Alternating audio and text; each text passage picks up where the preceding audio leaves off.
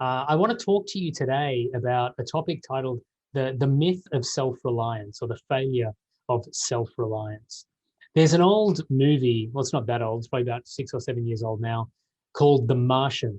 It's got Matt Damon in it, and it tells the story of man's first mission to Mars. And the opening scene is of the Martian space station and an industrial accident that happens right during the opening credits. There's a big industrial accident, and one of the astronauts seems to be killed as a result of this accident. And the rest of them have to stage this very quick evacuation of Mars. And so they jump in the space shuttle, they launch back to Earth, and then the camera cuts to the body of this astronaut, whom we think at that point is dead. It turns out, of course, that he's not dead. It's a character named Mike Watney, played by Matt Damon, is the lead character.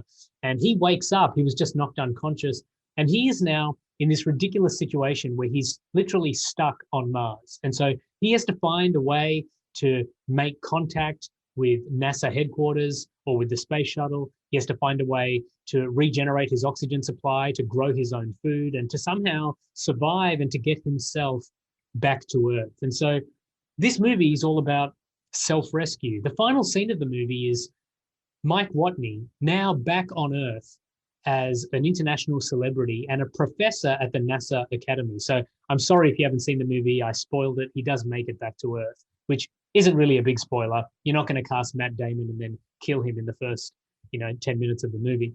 But he's giving a lecture to a bunch of NASA cadets, and he says to them, it's really important that you apply yourself, that you work hard, that you study hard, because you're going to get out there and you're going to come across a problem. And when you come across that problem, you're going to be required to solve it. And if you solve it, you'll be presented with another problem. And if you solve that, you'll be presented with another problem, and so on and so on. And if you solve enough problems, you get to come home. If you solve enough problems, you get to come home. Now, he's, of course, speaking in the context of the literal journey he was on, being trapped on Mars. But it speaks to this issue and this mantra, if you like, that's all the more prevalent in modern society of self-reliance. And so I want to talk about three aspects of this. I want to talk about, firstly, the call to self-reliance.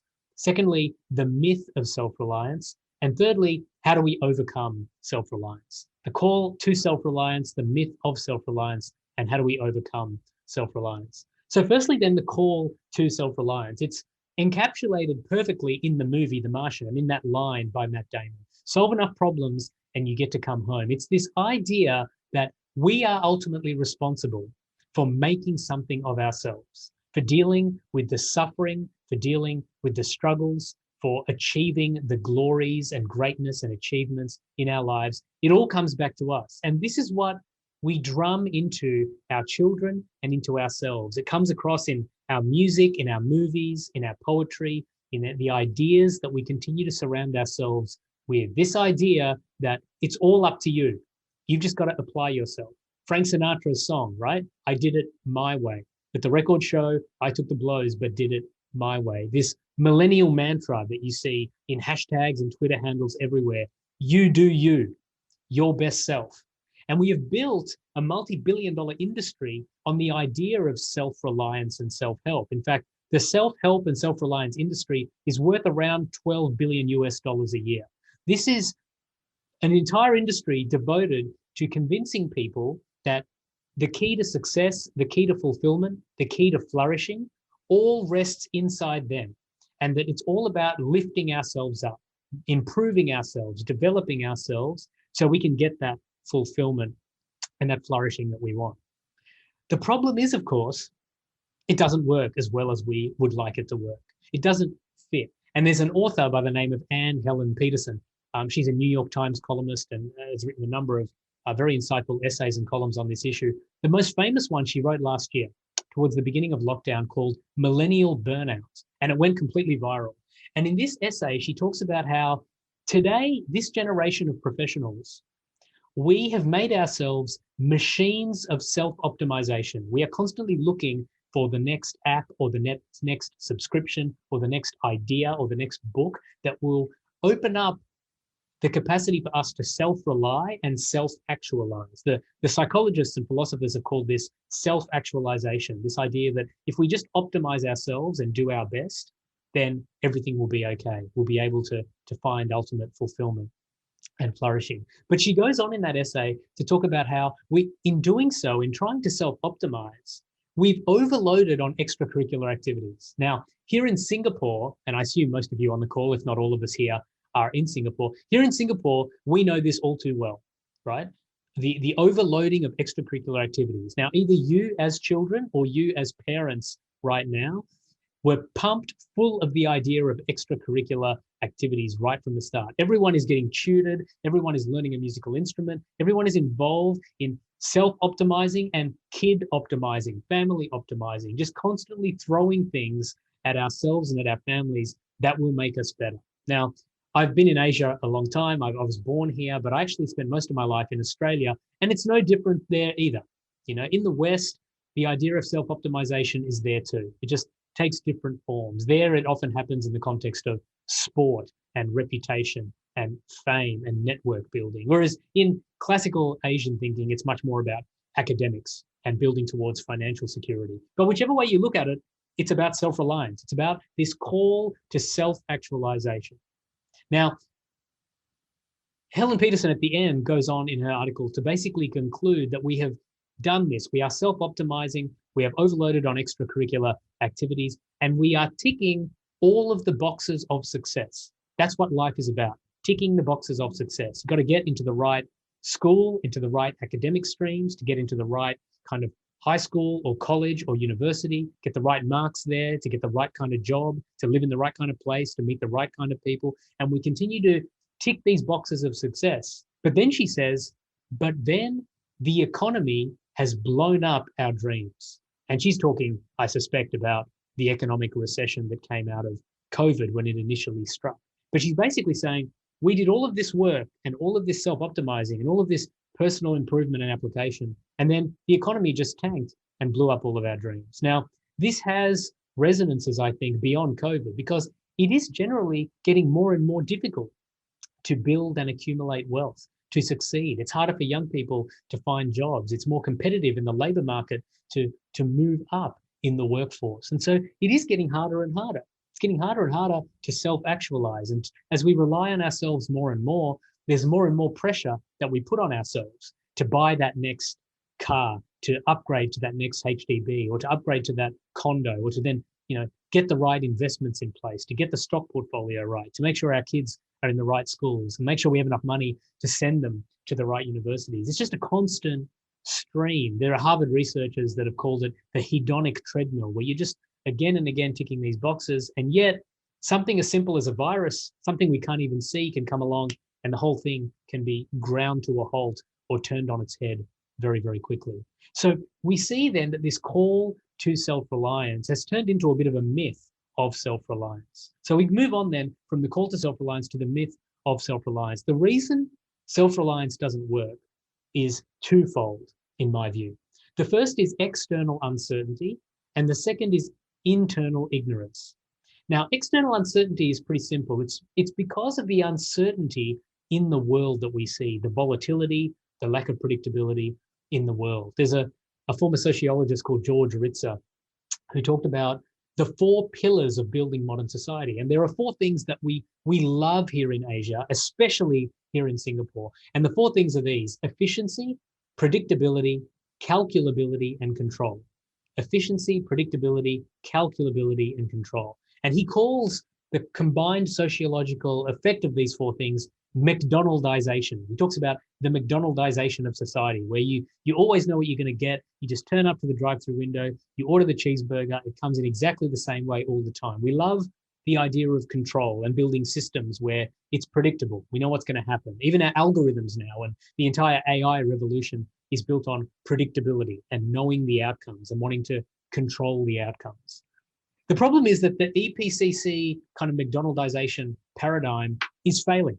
And COVID is a very good example, and obviously the most explicit one. But even before COVID and even after COVID, we don't really need much imagination to think about the unpredictability of the world. We just don't know what's going to happen next, whether it's economically, politically, geopolitically, culturally, even in our own families. We don't know where a medical diagnosis can come out of nowhere, where a reckless driver can run a red light and change the life of our families or our friends just like that. We've all been through a lot of this through COVID, but the unpredictability that is intrinsic in our world is completely undeniable. And so to try and build models of fulfillment and success on self-reliance and predicting the world and trying to control what's going to happen is a bit of a waste of time. The economists and the leadership theorists are talking again about this world being a VUCA world, VUCA, volatile, uncertain, complex, and ambiguous. And this phrase VUCA is getting a lot more traction now in the business schools and in MBA curricula because of COVID. But when you look through history, it doesn't matter what year or era you choose. The world's always VUCA. It's always volatile and uncertain and complex and ambiguous. And looking back, we feel like we can predict what's going to come. But the problem with prediction is that it's all based on the past. All prediction is based on data, and all data is based on the past. And so knowing what's going to come next, we can make informed, educated extrapolations and predictions. But ultimately, we just don't know when a virus is going to come. We just don't know where and when and how a war is going to break out. We just don't know what's going to happen with demand in a particular sector of the economy. We just don't know what's going to happen to a supply chain. We don't know when an airplane is going to fly into a building. And you guys at Standard Chartered, you and your banking colleagues from other banks know this all too well. The global internationalized banking sector has basically been in a place of perpetual restructure for the last 5 to 10 years, and is probably not going to stop for the next 5 to 25 years, given the amount of technological and digital disruption. So all of this uncertainty means that we are much better off trying to make sense of who we are in a VUCA world than in a McDonaldization type world, a world of intrinsic and ongoing uncertainty. So part of the reason that self-reliance is a myth is because we just don't know what's going to happen out there. The second reason is because we just don't know what's going on in here. So internal ignorance, introspective ignorance. And the reason that I say that is because all of the evidence shows that. All of the evidence shows that we have built for ourselves, humankind over many thousands of years, we have built for ourselves models of success, paradigms of success that are not really leading to flourishing in the way that we think they do, right? Now, let me give you a few stats to back up what I'm saying. Last year, the Singaporean government put out a youth council survey that said that in Singapore, one of the wealthiest cities on the planet, on any measure, offering one of the highest qualities of life on the planet on any measure, 1 in 4 Singaporean millennials suffers clinical symptoms of depression. 1 in 4. And the suicide rate here, both reported and unreported when you combine them, are amongst the highest of any wealthy city or country, right? We also know statistically from OECD data that when GDP per capita rises, there is a correlated increase in the need for psychiatric treatment and psychiatrists. So the GDP per capita increases alongside an increase in the number of psychiatrists needed per square mile or per square kilometre. We also know from Harvard research that there is absolutely no statistical correlation between wealth and financial security and fulfillment. There is absolutely no statistical correlation. In fact, the correlation is there a little bit up until someone is earning around $100,000 a year, and after that, it completely disappears. So statistically speaking, there's absolutely no difference between someone earning $100,000 a year and someone earning $100 million a year. And yet we continue to build these paradigms of success and self-reliance, thinking that that's what will lead to the fulfillment and the flourishing that we're looking for. And it doesn't work. The data shows us that it doesn't work. So the call to self-reliance is very clear. All our movies, all our music, all our books are all pushing us to rely on ourselves and to just self-actualize. And yet the data shows that self-reliance is actually a myth. We don't fully understand ourselves, and we can't fully predict what's going to happen out there in the world. So how do we overcome all of this? How do we defeat this problem of self-reliance and the myth of trying to build our own success on ourselves? Now, for those of you who are Avengers fans, you'll remember the very first Avengers movie.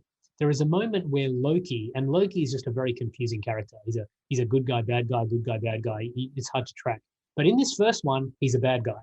And he has come down to Earth and he is holding a number of people hostage at gunpoint, a number of human beings hostage. And he says to them something along these lines. He says, the natural posture of humankind is submission and worship, and you will all worship me. And a man stands up in defiance from that crowd being held at gunpoint. And he says, we will never worship you. And then Loki says, there has never been a man like me before. And then the man who's standing up says, there are always men like you. Now, the most important part of that exchange is that in his defiance, that man who stood up to Loki, he doesn't reject or rebut or question the premise of Loki's first statement, where Loki says the natural posture of human beings is submission and worship. Because what he's basically saying is, yes, it is. In the man's actions, he's saying, yes, that is our natural posture, but we're never going to worship you. We're never going to submit to you. And there is a really powerful truth in that, because what it shows is that we all worship something. All of us, before we seek to self-rely and self-actualize and make something of ourselves, first, we make something the object of our worship. We make something the object of our submission. Every single one of us worships something. We are all on this call submitted to something. And how it works is this for all of us. First, there is something we all worship and submit to. That thing then becomes the foundation of our identity. And it is that thing that we then work towards in the paradigm of self-reliance. It could be money and financial security. It could be fame and wealth and reputation. It could be sex and beauty. It could be intellect and kind of the reverence we might want from other people for being seen to be smart. It could be power and influence over other people. Whatever it is, we are all worshiping something. That thing becomes the foundation for our identity. And then that foundation is then the target and the focus of our self-reliance. So what do we need in order to get around them? Because the problem with those things of worship leading to identity, leading to self-reliance, is that it's never enough. It never works. No matter how hard we try, this idea that the world has given us, just look inside yourself. Everything you need is inside yourself, right? Whether it's how to win friends and influence people, or eat, pray, love, or the present, or the gift, or anything, that Oprah or any of these self-help minds have come up with. Not all of it is useless, don't get me wrong, but ultimately it all leaves us wanting more, and it all leaves us insecure if we are relying on ourselves. And the late writer and philosopher David Foster Wallace put this beautifully in a really powerful speech that he gave at an American university commencement address, where he speaks to this issue that we all worship something and it always leaves us inadequate and insecure. And he says, if the object of your worship is financial success and security, if it's wealth, then it doesn't matter how much money you have, you will always need more. You will always need more. And you will always struggle and you will always feel financially insecure.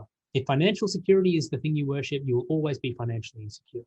If it's beauty, physical attractiveness, and sex that is the thing that you worship, then you will spend your whole life trying to make yourself more attractive and trying to seek after the physical pleasures, right, of sexual engagement. But it doesn't matter how much of that you get, you will always feel insecure, ugly, and inadequate on some level. And even if you can artificially engineer for yourself some kind of physical attractiveness in the short term, as age takes its toll, and this is a powerful line from Foster Wallace, he says, as age takes its toll and your looks fade and your sexual capital fades, you will die a million deaths before they finally put you in the ground. Right? Then he goes on, so he talks about money, he talks about sex and physical attractiveness. Then he goes on and he talks about power. He says, if power is the thing that you worship, that you build your identity on, then you will just spend your whole life trying to get power over people. You'll be disconnected, your relationships will be affected, you'll never engage with people as equals, and you will end up feeling out of control. And you'll end up feeling inadequate, like you always want more power. And then finally, he says, for some of us, it's intellect. It's wanting to be seen as being smart. It's wanting to be seen as being intelligent. And if that's the thing that you worship, then you're always going to feel, intellectually inferior, because there's always going to be someone smarter than you. And you're always going to feel like a fraud, always just about to be found out because you're not quite as smart as everyone thought you were, or as you have been putting yourself out to be. So he just gives these 4 examples of how if we don't get right the object of our worship, then we won't have right the foundation of our identity. And then our whole project of self-reliance will just come crumbling down. And sadly, when we look around the world, and when I look at many aspects of my own life, both historically and even right now, I see tendencies where he's absolutely right, where this myth of self-reliance just comes crashing down. So how do we overcome it? How do we defeat this failed idea that all we need is to dig deep inside ourselves and make ourselves and our lives better? Well, we need to attack and address the 3 things that cause the problem in the first place. First of all, we need an object of worship that is outside of the chaos, outside of the VUCA, outside of the uncertainty, outside of ourselves. We need something to worship that's outside this system, out there. Secondly, through that, we need a foundation for our identity that gives us a purpose outside of this system. And thirdly, we need help. We need someone or something else to rely on, so it's not all up to us. This huge burden that we've got, that everyone is trying to bear, of having the whole world on our shoulders, our whole task of making success for ourselves on our shoulders, like Atlas, the Greek god, who's literally got the weight of the world on his shoulders. That's how so many of us are walking around right now. So we need an object of worship that transcends our world and the uncertainty in it. We need a foundation for our identity and a purpose that transcends the world and all of the chaos in it. And finally, we need help that comes from somewhere outside of ourselves. Interestingly then, when you look at the Christian message, I don't have time to go through all of the other worldviews, but when you look at the Christian message offers answers to all of these 3 things, but it doesn't offer it propositionally. It doesn't offer it through a self-help book or a 10-step process to being a better you, or a philosophical system, or even a system of rules and rituals. It offers the answer to all 3 of these needs in a person. It offers the answer to all 3 of these things in a person. God himself coming into the world as a person. Now that's fascinating. It's deeply countercultural. You won't find it in any other worldview. And to the questions that we need answered, the need for a transcendent object of worship, the need for a transcendent basis for our identity, and the need for a transcendent source of help, the Christian message points not to theories or rules or systems or philosophies. It points to the person of Jesus, God himself coming into the world as a person, and now inviting each of us into a relationship with him through which we get all 3 things. So Jesus famously, in the context of needing something to worship that transcends the world, he says, I am the way, the truth, and the life. He's saying it's God himself as a person. There's the reliable and worthy object of worship, something that can bear the burden and carry the load of our identity and what we need, right? In the context of needing a foundation for our identity and a deeper purpose, Jesus says, I've come so you can have 2 really important things that you can't flourish without: loving relationship with God and loving relationship with other people. And they're both inextricably interconnected.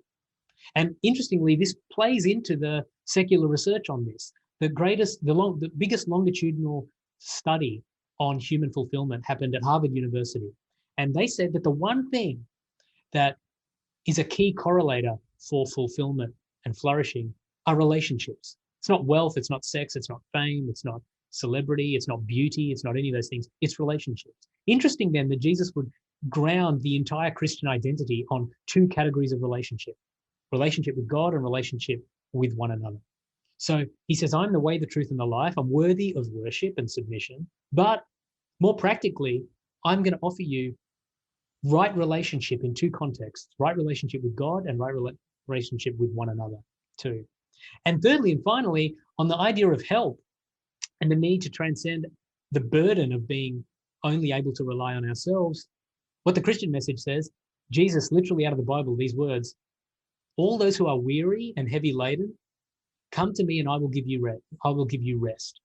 For my yoke is easy and my burden is light. That is powerhouse. You don't find that in any other worldview. Every other worldview will say, do this and you will be able to overcome the obstacles. Do this and you will be okay. Do this and you will actualize. You will be successful. Only the Christian message says, don't try and do anything in your own strength. It's not going to work. You're exhausted. You are sick and tired of being sick and tired. I know, trust me. I made you, is what God says. I know how it feels. You are weary. You are heavy laden. Come to me and I will give you rest. I won't give you theories. I won't give you philosophies. I won't give you a self-help seminar. I will give you rest.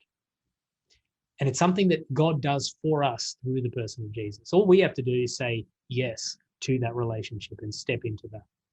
You know, it's interesting that in The Martian, it's obviously a fictional story, right? It's Hollywood writing, and it's good Hollywood writing. It's a great movie.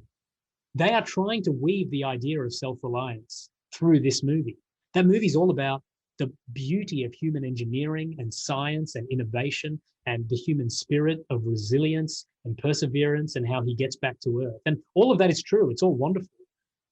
The funny thing is, though, even in fiction, he doesn't actually get back on his own. How does he get back? He has to be rescued. They have to go back and get him. It's a rescue, even with all of the self-actualization, even with, you know, the rock hard abs and biceps and chiseled jaw of Matt Damon, you know, using science and engineering and growing his food and regenerating his oxygen, all of these fancy things. 2.5 hours later, how does he get out of it? He has to be rescued. It's ultimately a rescue. Even in fiction, we can't write ourselves into the flourishing and safety and refuge that we need without rescue. It's intrinsic, even in our imagination, that ultimately we need rescue. Self-reliance doesn't work. We need to be rescued. We need transcendent rescue. And through the Christian message, we have that. So I don't know where any of you are, you know, in your walk with God, in your wrestle with God, in your contemplation of God, maybe some of you in your rejection of God. But I just want to encourage you today that if you are relying on yourself and you are tired, if you are sick of trying to predict what's going to happen and control it, if you have been told that everything that you need to be successful is inside of yourself, I just really want to encourage you to release and relieve yourself from that, and to take a look at the person of Jesus. Take a look at one of the first four books of the second part of the Bible, which we call the New Testament. One of the first four books of that part of the Bible are the biographies of Jesus. Pick up one of them and check it out and see what this message has to say.